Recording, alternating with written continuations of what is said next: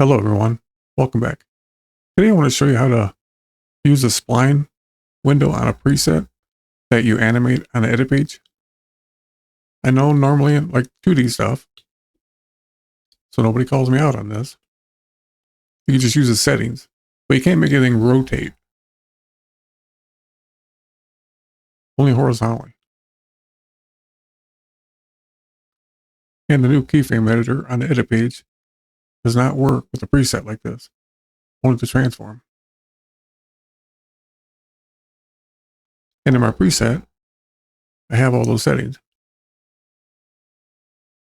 I made this little robot to demonstrate this.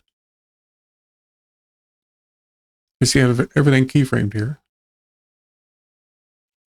I'll give it a little bit of a play, and then we'll go down in Fusion and open a spline and make this run smoother.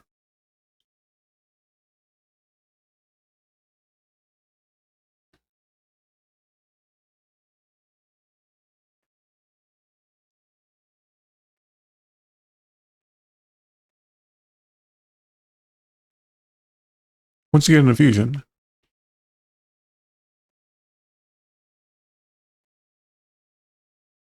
and you click on your macro, you'll now see all the keyframes.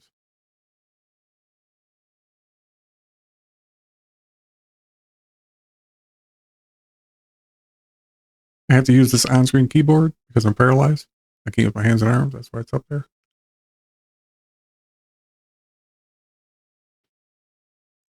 And you can open your spline.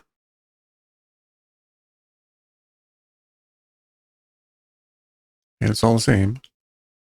Go zoom to fit. Select all. And F on the keyboard.